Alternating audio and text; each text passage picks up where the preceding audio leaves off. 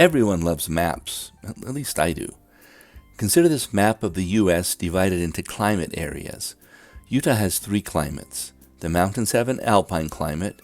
The Wasatch Front, where the majority of the population is found, is considered semi-arid, and the western salt flats in southern Utah are desert climates. How about income tax? Check out Texas. Does this map make you want to move to Texas where people pay no income tax? Well, you may reconsider when you see this next map. Yeah, Texas has some pretty steep property taxes. I mean, you have to pay the state's bills somehow. Anyway, dialect maps are also fascinating, at least for me. Look at this dialect map of the U.S. What you'll notice is that the West is all considered one dialect, which most of us Westerners are pretty sure isn't exactly accurate. So rather than draw lines based on dialects, we can get more fine-grained and see how a particular feature maps out. For example, people were asked what their word for carbonated beverages is, and based on their responses we get a nice picture of the U.S., where Coke is the general term in the South. That's right, a Southerner can ask you if you want a Coke, and if you say, sure, give me a Dr. Pepper, they won't bat an eye.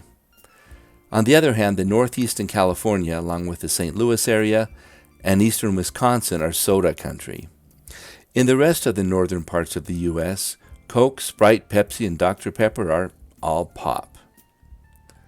Now it's easy to take this map and turn it into one with nice clean boundaries like this one. The problem is that being able to draw a clear line on a map between Coke, soda, and pop is often the exception when we look at linguistic features, not the rule, and it hides nuances in exceptional areas. In the last episode, I showed you this map. The red dots show where people pronounce the word caramel with 2 syllables, like I do, caramel, while the blue designates speakers who say caramel with 3 syllables. The first thing to notice is that there is no way to draw a nice dividing line between the caramel and caramel areas. And what makes it harder is that the green dots, look at them, they mark speakers who use both pronunciations. This situation is actually a lot more common than being able to separate areas with nice lines. The trouble with maps like these is that they assume that all differences are geographic.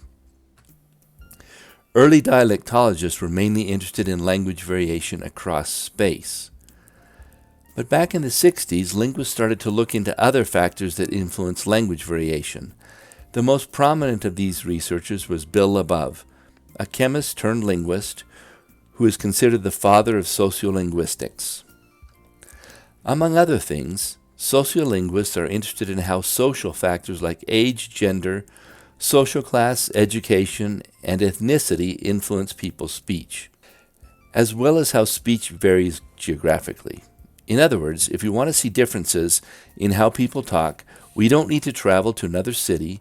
We just need to explore how language is used by people of different ethnicities, social classes, ages, and genders, and those things just can't be plotted on a map. To get a sense of how this works, let's look at the Coke, Pop, Soda division in Utah. The first thing this map tells you is that Utah is not a solid pop, Coke, or soda state. There are some differences by county as seen by the different colors.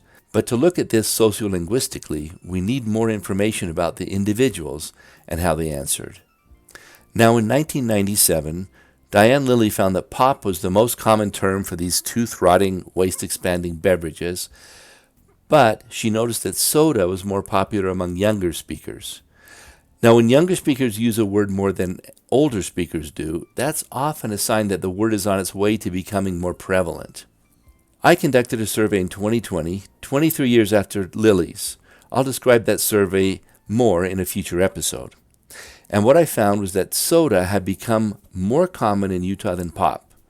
What's more, I observed that the use of the different words varies.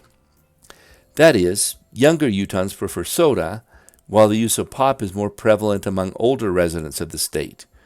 Coke is pretty uncommon and used principally by those 60 and over. Now here's an interesting finding.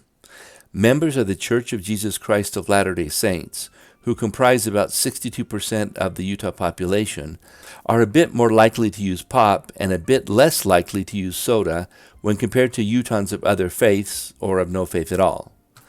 Geographically, soda is especially prevalent among Utahns raised on the Wasatch Front.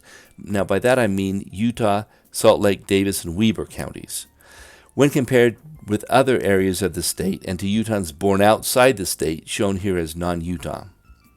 The point I'm trying to make in this episode is that features of speech that make up a dialect are not neatly divided along geographical boundaries, and things are never black or white. What I mean by this is that we rarely find members of one social class, gender, or ethnicity who say X 100% of the time, while members of the other group do 0% of the time. It's always a matter of degree. We'll look at some other interesting facts of Utah dialect in upcoming episodes.